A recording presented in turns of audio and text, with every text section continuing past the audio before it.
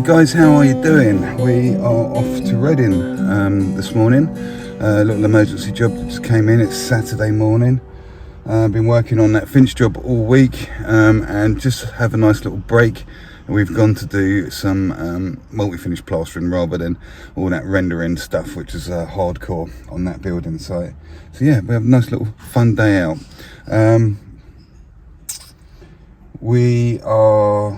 We've not actually seen the job. I've had a little video of it, so we're going in a little bit blind. But yeah, only got confirmed yesterday about lunchtime. I was hoping to get the weekend off, but this one come up, man. It's money. Christmas is coming up, isn't it? So, and all that sort of stuff. So yeah, we're just at Weeks getting some materials, and we're going to head over there now. So we'll see you then. Okay, so here we are in the room. As you can see, it is in desperate need of being replastered. So they've had to go with some easy fill to try and fill a load of little cracks, and they've realised it's going to be such an arduous task that they've got to plaster it in, and we got recommended by somebody else. So let's have a look what's going on. We've got this like textured paint on the ceiling, very light. We don't really need to scrape that back at all. There's a couple of cracks in there that we've scrimmed up. Then on the walls, we've just PVA'd them. They're hanging a little bit. We've got a little bit of various suction where it's gone back, because it did have paper on there. It's gone back to the bare plaster in places. I'm assuming there's a lot of wallpaper placed on here as well, which is another reason why it's staying so wet for quite a period of time. So yeah, we're getting speeds up. We've had to put lights down. We've got bead up around the fireplace, pulled the sockets out, put a little bit of tape behind them, left the screws in and tape the screws in place so they don't get lost. And another little trick here as well, let's see where the screws hold the ceiling rows up there. We've actually taped them to the bit of wire so they can't get lost. There we go. I've got a few little awkward pipes to get round. We've got 2 days to get this job done with all the prep and everything. We're not going to get this done today. One day. No, I don't care. We'll be here till 10 o'clock at night. No, we won't. Yeah, we will. Anyway, we're not doing it. So, pipes going all the way up this window reveal. They will be boxed in eventually, but we still need to get a bead on there. And so they've run, obviously, this 1960s house. So the central heating would have been put in after the place was built, it looks like, and they've run the pipes up there. I'm assuming with the intention to be hidden behind curtains, the same on the other side.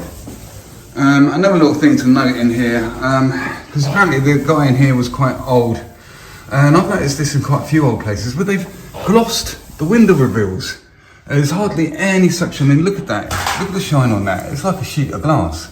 So what we've had to do there, I've just taken my Stanley knife and just scratched some key into it before we PVA it. Yeah, it's glossed, some oil gloss all the way around the window reveals. That can cause an issue, because we'll put PVA on that, and that PVA will sit there all day. It's going to be really, really slippery to plaster. What else is an issue in here? Okay, yeah, actually saying that, we've got sand and cement walls here which have been scrimmed over, and we need to get beads on these externals. So look, they've been done without beads originally. So I'm going to show you what I tend to do when you're faced with a situation like that. You can stick them up with plaster, but I do like to get a hard fix on that. I'm going to show you what I do. Okay, so we're going to put this bead up. Now, if you try to get a fix, or some people nail their beads up, because obviously the nails are going to go so close to this edge, if you do nail it or screw it up, you're going to continuously keep popping the plaster. It's really brittle, you're not going to get it fixed. Sometimes you can get away with a stapler on something like this. So if we just get it in place, I've already cut the bead with some tin snips. Now I'm just going to get some staples in here. Now sometimes, if you're going over plasterboard, quite often these staples will go through the bead, but we're looking to try and get into the holes. Now if you notice, they're not very good, they're only just pinching in, but it's enough for the bead to be held. So what we do now is just see these home with the hammer, just hammer and flat. Do you want to come around and have a look at these two? Just gives you just enough bite. Okay, now that's on there quite solid. And if you're still a little bit worried, because I do like to get a fix, and you, like I say, you could stick them up, just get a bit of scrim. Obviously I'm just doing this for demonstration purposes. And just scrim that outside wing of the bead, both sides, okay, all the way up the length of the bead. And you'll be surprised how solid that gets held. And I find it's a lot quicker, and it's up there and it's mechanically fixed. You can wax and multi-finish on there, stick them, but this way I find it's quite a bit quicker if you can get away with it. And that's one of the more heavy-duty staplers with 10mm staples in there. Not 8s, not 12s, 10s. Okay, so the time is 20 to 11. We got out van about 8 o'clock with all the prep in here. It's taken us all this time to start looking at getting around to knocking up some plaster. So that's what Shay's doing. We're just going to bang up 2 bags and do the regular thing. We'll get the ceiling going. Maybe because these reveals being so no suction on at all with the gloss paint on there, we might get these on, get them going, and then just get cracking. Start at the top and work our way down, see what we've got. Pick some walls off as well. Still got some electrical chases to fill.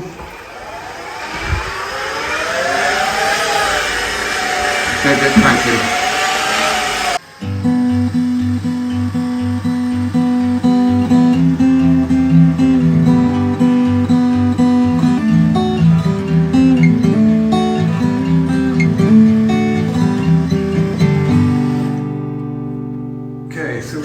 Ceiling on and flattened, and it went on quite a bit thicker than I was expecting it to. It's just eaten up just over 2 bags.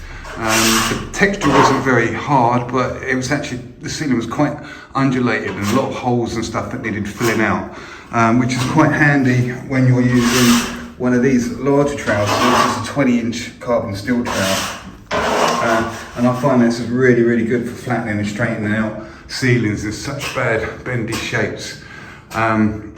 Just because of the length of it basically, and I'm so used to it, I can put on with it. A lot of guys answer a question and say, why are you using such a big trowel?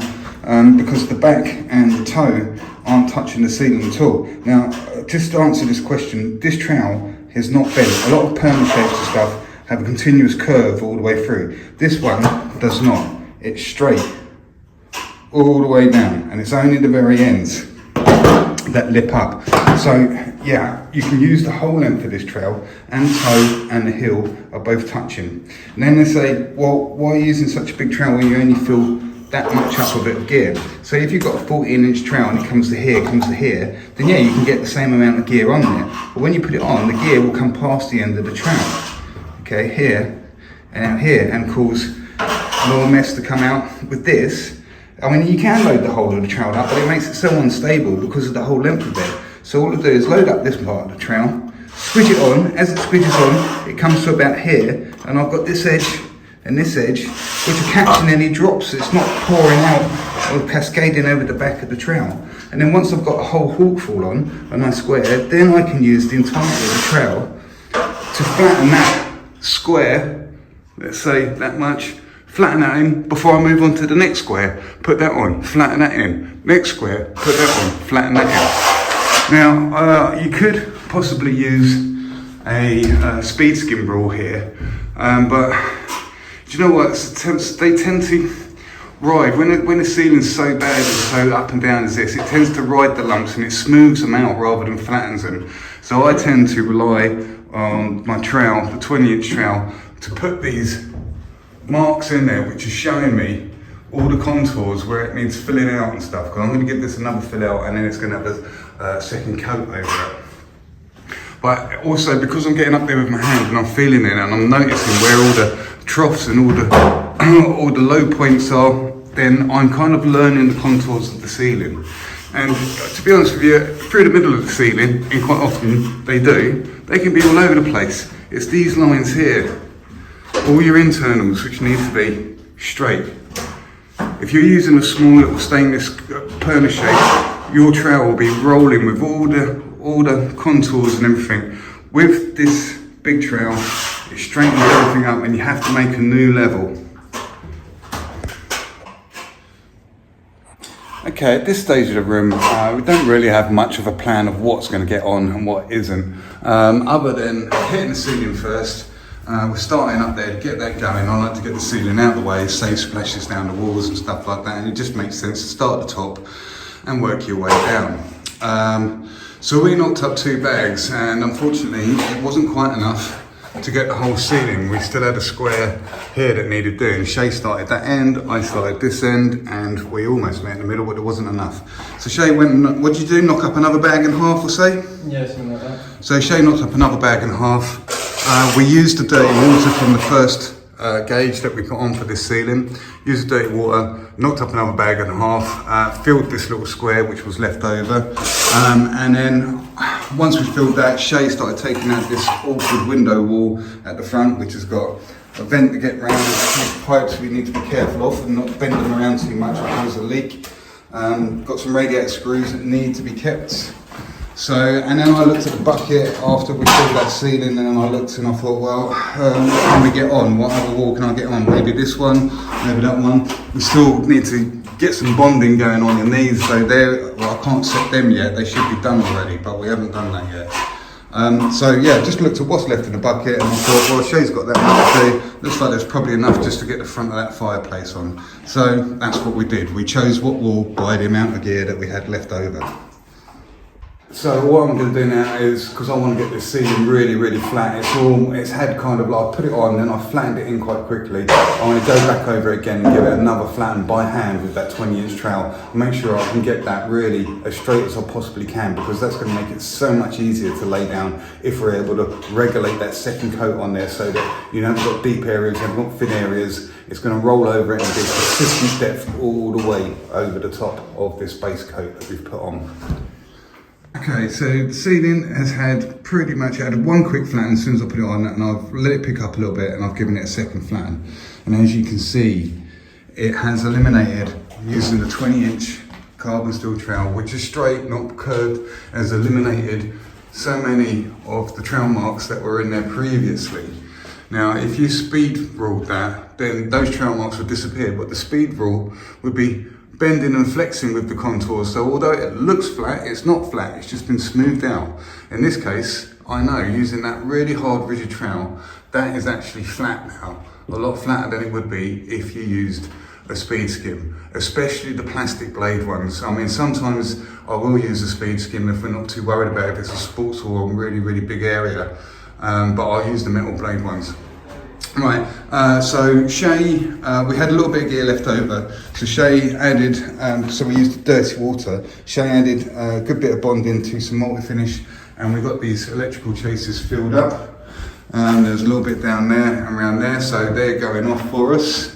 Like I say, now is probably a good time to make an evaluation of what's going on. The ceiling has got some air bubbles in it, and it's a bit puddingy, so at this stage I'm thinking, you know, we might be able to push forward. If it was going off on us, then I'd say, yeah, we need to turn around and lay it down because it's picking up on us, but I'm judging it to be hanging around for a little bit. And the same with these walls, to be honest with you, they're not picking up very fast at all, even though they're bone dry and have a very porous paint on there. Now, we've given them 1 PVA, but I think what the case is happening in here is it was all wallpapered, and the wallpaper had been on for a very long time.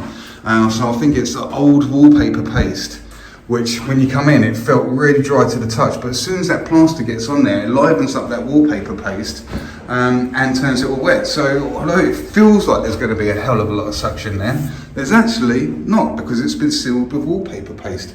That's what I think anyway. Let me know in the comments if you have any other ideas on to why this isn't pulling in as fast as you might think it is. So yeah, I'm thinking we can push forward a little bit more. And Shay's got this awkward little area on it. It's surprising, even though it's a small area, it takes up a lot of time. It's got screw holes to get round.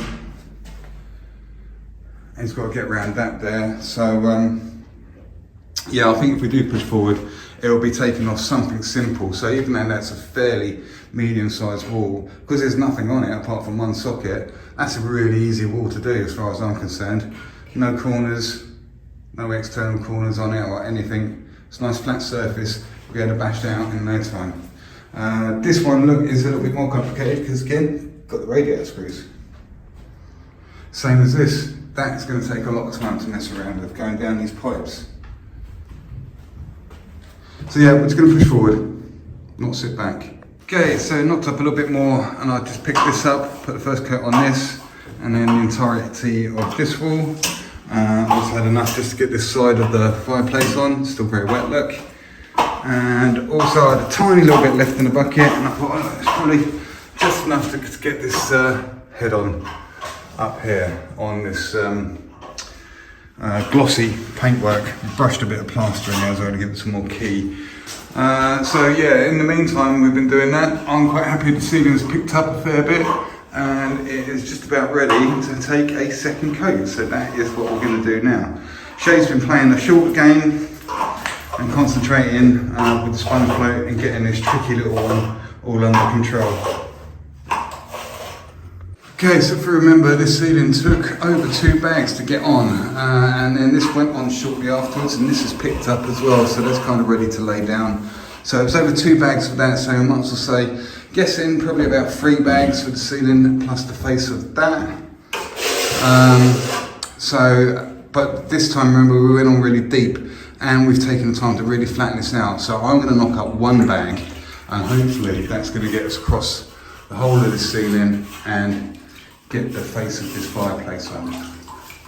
Exactly 1 bag knocked up a tiny little bit looser than it was when we put it on. Alright, let's get this on the ceiling. So I haven't flattened the ceiling in. That 1 bag did get all this laid down. It did get this fireplace laid down. It got that laid down around the side, and then also it put this side of the fireplace on, and I already had this reveal on. I had just enough, I haven't done it, I thought I'd done it already. I've got just enough left there, look, just to finish getting that reveal on, so I've only got 1 reveal there to the left. Shay just needs to find all that front wall because he sponged it in, used a different technique, and he's going to use the same technique on this nice easy wall and this little bit here. So he's taking that off my hands, so that leaves me looking after the ceiling, this bit, the fireplace, this bit, and the reveals. Now we turned up here with 9 bags, and there's 1 still left in the motor. So that's 4 bags left, so that's 5 bags we have going on, and they're all still live at the moment. But remember, we broke it up into smaller gauges, so it's all not going off at the same time. We didn't knock up a full 5 bags and just get everything on. We've knocked them up separately. So, but at the moment, we've still got, although that's just finishing and this is just starting, we've got 5 bags live and all needed attention at the moment. So I need to stop talking and get back on the ceiling and flatten it in now. Now that revealer's on, and I also had a tiny little bit just to get a tight coat, laying down coat over that head as well. And out of 1 bag, while messing around like that, the bucket's pretty much completely empty, and that's our waste from 1 bag. Okay, the time is pretty much bang on 2 o'clock. Remember, we didn't start putting any plaster on the ceiling or the walls until 11 o'clock. So the situation we're at the moment is the ceiling has had its first flatten after a lay down. I did take the wet brush to it and gave it a little lick just to help it. It's on its way. Shay has 1 coat sponged these walls because he's had the time to do that. And how far are they away, Shay? These 2 walls? Yeah. Probably like 1 or 2 to be honest. Yeah, okay. So while Shay's been looking after that, I managed to get the ceiling flattened in. This got laid down with the same gauge that we laid down the ceiling with, I think, if I can remember rightly. And so did this wall, the face of the fireplace. The face of the fireplace went on at exactly the same time as the ceiling. Saying that, no, didn't we? Knocked up again, didn't we, for the ceiling? So it was slightly behind. But even though we knocked this up slightly behind, these walls have actually pulled in a little bit, and this wall is actually a bit further down the line than the ceiling is. The ceiling's holding back a lot more. So this was knocked up after the ceiling and put on, although it was laid down, the ceiling and the wall were laid down with the same gear, but this wall is going in front of the ceiling because of the suction that's suddenly happening from the walls. It was holding back, and now it's suddenly decided to do its business. So as I took a wet brush to these and flattened them in, I managed to get enough gear off my trowel to use it to lay this little bit down. Yeah, and then all I did was lay this little bit down with the stuff that came off. It's just those two little bits I've cheated on a little bit. Otherwise, everything else like this, the ceiling, the face, around the corner has all been laid down correctly. Like I say, it's 2 o'clock. I don't fancy getting anything else undone on today. It's been quite a long day, innit? Quite a hard push already, so I'm quite comfortable or confident that we'll get the rest of this done tomorrow. Right? So yeah, we're going to crack on, sit down with this, let it do its thing, get this all under control, and come back and finish off tomorrow, I think. So no more knocking up for today. Here's a little tip for you: when your wet bucket starts turning like that, it's not washing anything, is it? Disgusting. Clean it, get a fresh one. Nice one, Shan. Scrap it for your last trowel.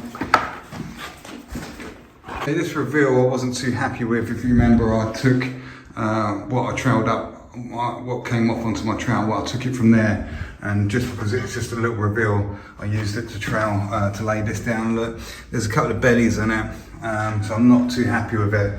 And now the fat coming out of it is far too weak to feel any of that. But look, I've still got this old plaster, and it is plaster, it's not fat. Let's give that a little lick with a wet brush. Mix that round, get that. I'm holding a phone and trying to record and do this at the same time.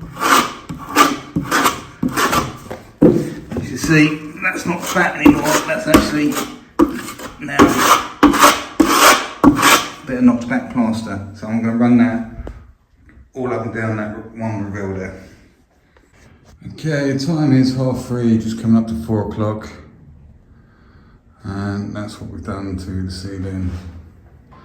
There's our sort of internals that we're kind of achieving. Using the 20-inch carbon steel trowel. We've got some internals up there. See, it's hard to see the quality when you get to this stage, because if you notice there, if you're new to plastering, all these dark spots is where it's starting to brown off, and that's where it's actually setting. And the thinner areas are starting to set, so eventually the whole room will go that dark colour. So yeah, it's just undulations. But yeah, that's the sort of thing we've achieved. And I've got that. It's been quite a lot of work getting that ceiling and all this under control. So yeah, so we stuck with the 20-inch carbon steel pretty much all the way. And then I switched over, in this case, to this old thing. This is a Neela 16-inch. The thing with the Neela is, because I tend to go for the Raffiners more often than not. These Neelas, I find they're a little bit more flexible. The metal isn't quite as thick as these Raffiner Flex 2s, but to counteract that, if you notice, look, if I look at that, they're slightly thinner. See the edge of the Neela there? Compared to the Raffiner. They're slightly thinner, so you can, when you're troweling up, you can open the angle up a lot more on these. But yeah, so that's what I felt like today. I used the Neela. Let's put a nice shine on it. So yeah, we're done for today. I've had enough. So we are gonna come back tomorrow and finish this room off. So yeah, I hope you guys have had an amazing Saturday. We're gonna go home and enjoy what's left of it. What are you up to tonight, Shane? I am walking the dog, going to Tangs. Oh yeah, going to Tangs, to the buffet, probably get my hair cut, and then have a bonfire. Just see my girlfriend at 9. Awesome, what an evening. Right, we're going to go and do our thing, and we'll probably see you tomorrow evening when we do the video of the end of this room. Have a great night.